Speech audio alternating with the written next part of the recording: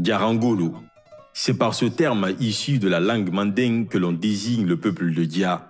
Depuis plus de 700 ans, les ressortissants de cette ville antique située dans la région du Massina au Mali ont considérablement œuvré dans l'islamisation du continent noir. Ils ont été à l'origine de la création d'une grande partie du système éducatif islamique qui s'est développé dans toute l'Afrique de l'Ouest. Le mouvement Diakanké a été créé par Elhadj Salim Souaré Sambaressi et ses cousins maternels Drameba Kandi, Toulé Fadiga Dibassi et Rarou Mohamed Fofana Girassi. Ces 4 patriarches sont à l'origine de 4 foyers surnommés Diara Bulunano. À ces 4 clans se sont ajoutés plus de 35 patronymes. Pour en citer quelques-uns, Diakité Kaba, Silla, Gassama Diaby, Dansoro, les Touré, les Diarabi, les Savanés et puis tant d'autres. L'illustre Salim Souaré et son groupe forgèrent leur légende à travers les longues distances qu'ils parcouraient à pied pour effectuer le pèlerinage à la Mecque. Lors de son 7e et dernier pèlerinage, le patriarche Salim Souaré se verra remettre un exemplaire complet du Coran de la part des autorités religieuses mécoises et débutera son extraordinaire œuvre missionnaire dans toute la Sénégambie et le Mali. Les Diakanké vont alors rapidement se développer en une élite cléricale connue par leur apprentissage des sciences religieuses et leur pacifisme. Après avoir parcouru plusieurs sites et forts d'un groupe de plus de 1500 personnes, Elhadj Salim Souaré va fonder le village de Diara Bumbuku sur la rivière Bafing, Mali. Ce sera le premier village rassemblant pour la première fois l'ensemble des clans Diakanké. Cependant, l'instabilité politique de l'empire mandingue va provoquer le déclin de Diara Bambuku entre le XVIe et XVIIe siècle. Les différents clans Diakanké vont alors se disperser dans toute la sous-région et de nouveaux foyers seront créés dans le Sénégal et en Gambie. C'est au début du XVIIIe siècle, la flamme du mouvement Diakanké va de nouveau s'allumer grâce au cheikh Salim Diaby Gassama, dit Karamoroba le grand maître. Il s'illustrera comme le digne successeur spirituel du patriarche Elhadj Salim Souaré. Originaire du village de Didé dans la région de Boundou au Sénégal, le cheikh Salim Diaby Gassama va achever son éducation islamique auprès de son père, Mohamed Fatima Diaby. Il se rendra ensuite au Mali et au Sénégal pour approfondir sa formation auprès des plus grands professeurs de son époque, en particulier le cheikh Ousmane Dari, qui était un ancien étudiant de son père, l'extraordinaire cheikh Alpha Nourou ou encore le fameux Mohamed Taslimi Saganogo. Après plusieurs années sans nouvelles du cheikh Salim Diaby Gassama, son ami Baba Diamion Girassi mènera alors plusieurs recherches pour le retrouver et le ramener dans leur village natal de Didé. Lors de leur rencontre, le cheikh Salim Diaby Gassama, qui était devenu un grand lettré, fera part à son ami Baba Diamion Girassi de son désir de fonder un centre religieux à l'égard de toute influence politique. Ainsi, le cheikh Baba Diamion Girassi accompagnera jusqu'au Massina les ressortissants d'Idé souhaitant rejoindre le cheikh dans sa quête, ainsi que la femme qui lui fut donnée en mariage, Salimatou Diagolé. Il y aura parmi les premiers compagnons et disciples du cheikh Salim, Mohamed El Khaïri Gassama, Saliangandi Gassama, Mohamed Lamine Kamara, Ibrahima Diassigi, Kankan Fodé Gassama, Fodé Djene Gassama, etc. Suite à ces nombreuses pérégrinations qu'il avait menées au Massina, puis à Kankan et Timbo, le cheikh Salim Diaby Gassama, dit Kalamoroba le grand maître, et ses compagnons fondèrent le village de Touba en Guinée, région de Gawal, à 1815, 1230 de l'Hégire. Lorsqu'il arriva dans la région, les Foutanké le reçurent chaleureusement et lui attribuèrent, à lui et à ses nombreux compagnons, une immense terre. Ils se sont rendus compte qu'il maîtrisait et possédait une grande connaissance dans les sciences religieuses islamiques.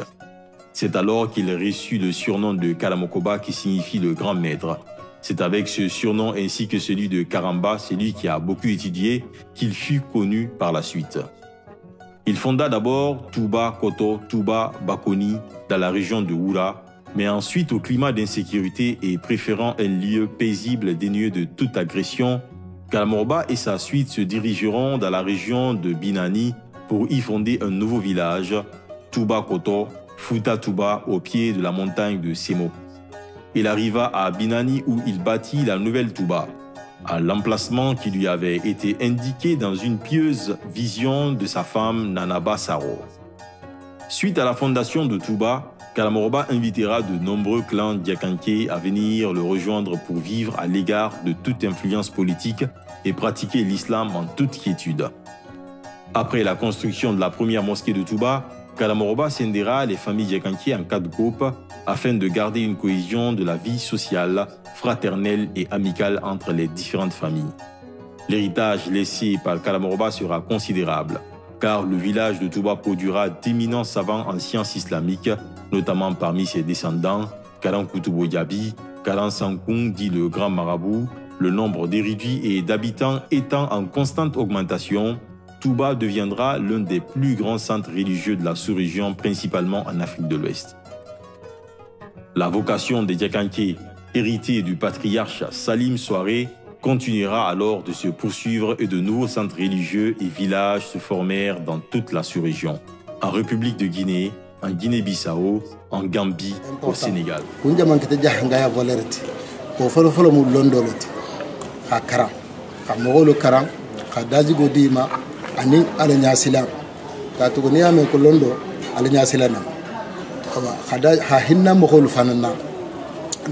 Jango masikita jawo jang nina muy be daji goti donc on a question posement awa mun kadi hangaya labo saboti sa fade londolo awa donc awa anin daji nyema anin alanya sila anin hinno awa kika me kila sallallahu alaihi wasallam na tarala nyame ana haya maro kala nyame awa na ke mogolo ya hawlo silo muta tingira beto mbe ma tarala kigame awa harefi dawo min jana tambi awa ubata itanna hafko jahangole jawo jang bebe ku kilina mutari non ko wulita Senegal awuta Gambie bo woso bo Touba istaha hayata bela kombe mun na hakilin fa hakilinati fi dawo ba min bilen tambi jam fana akko keta wonyande awa donc awa wol mo important de c'est non min fola janga 2000 fana sota Europe al français ni hombulo muta ala hakku kilin muta awa hadino fana muta al kana tulum dino la katugo ali bembalu awa la baro famba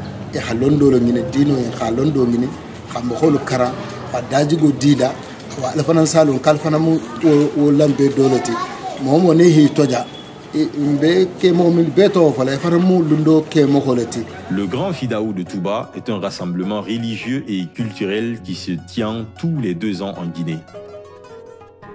Les ressortissants diakanké et les populations musulmanes de la sous-région se rassemblent pour effectuer des lectures de Coran et aumônes en faveur de Kalamoroba et de ses illustres compagnons du clan Diarra. Il faut savoir que le mot Fidaou provient de la langue arabe et est dérivé du verbe arabe qui signifie sacrifier, se racheter. Cette notion de sacrifice et rédemption est centrale, car il s'agit de la source de cette pratique coutumière religieuse diakanké. Le but du Fidaou est de rechercher la miséricorde d'Allah en faveur d'un défunt et cela fait à travers des invocations, des séances individuelles ou collectives de lecture coranique ou encore des œuvres charitables à destination des nécessiteux.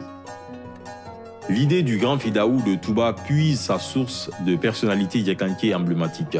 Le célèbre savant Toubaka Elhadj Sunkambambo Yabi avait pour habitude de réaliser un fidaou en offrant aux voisins et aux pauvres de Touba 1 ou 2 plats de nourriture dans sa maison.